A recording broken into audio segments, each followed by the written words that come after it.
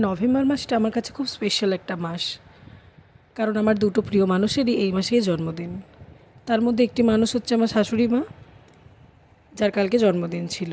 তো প্রতিদিনের মতন ভোরবেলা উঠেছিলাম, কিন্তু রান্নাবান্নাগুলো ছিল একটু স্পেশাল, কারণ মায়ের পছন্দ মতো রান্নাবান্নাগুলো করেছিলাম। যেহেতু মা কিছুদিন আগেই হসপিটাল থেকে বাড়ি ফিরেছে, তো রান্নাবান্নায় একটু রেস্ট্রিকশান ছিল, তো সেই ভেবেই রান্না করেছি হালকাভাবে, যাতে মায়ের শরীরটা ঠিক থাকে খাবার দাবারগুলো। তবুও অনেক জিনিসের মধ্যে মা খায়নি। এই বাড়িতে আসার পর থেকে প্রতি বছরই আমি চেষ্টা করি বাবা মায়ের জন্মদিনটা সেলিব্রেট করার। যদিও এখন পরিস্থিতি অনেকটা পাল্টেছে, বাবার শরীর খারাপ, মা অসুস্থ, বাবাও অসুস্থ, তো সেইভাবে তো হয়ে ওঠে না।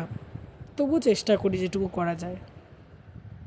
যে মানুষগুলো তার সারা জীবন দিয়ে এই পরিবারটাকে আগলে রাখলো, এই বাড়িটাকে বাঁচিয়ে রাখলো, তাদের জন্য এইটুকু তো করাই যায়, তাই না?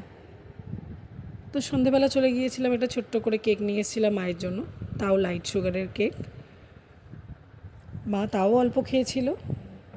যেহেতু বাবা একটা ঘর থেকে অন্য ঘরে যেতে পারে না, তাই বাবার ঘরেই আমরা এই কেক কাটার আয়োজনটা করেছিলাম, যাতে বাবাও একটু উপভোগ করতে পারে মুহূর্তটা। তো ফাইনালি আমরা সবাই অল্প অল্প করে কেক খেয়েছি। যেহেতু কালী পুজোর সময় মা অসুস্থ হয়ে গিয়েছিল, তাই আমরা খুব ভালোভাবে সেলিব্রেট করতে পারিনি পুজোটা।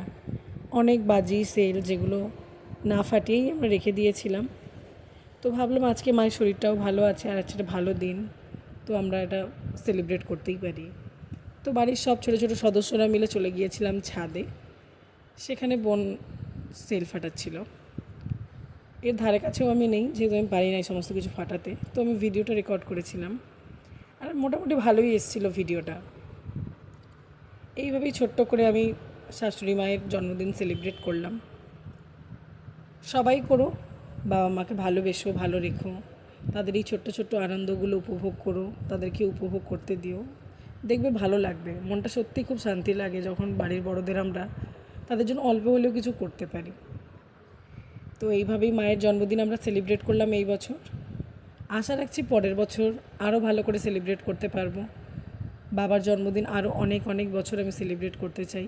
তোমরা আশীর্বাদ করো যেন সেই আশাটা আমার পূর্ণ হয়।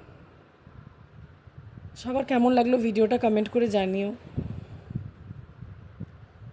দেখা হবে নতুন কোনো ভিডিওতে।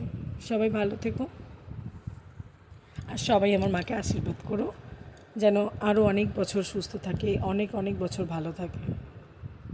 তোমরা ভালো থেকো, দেখা হচ্ছে নতুন ভিডিওতে।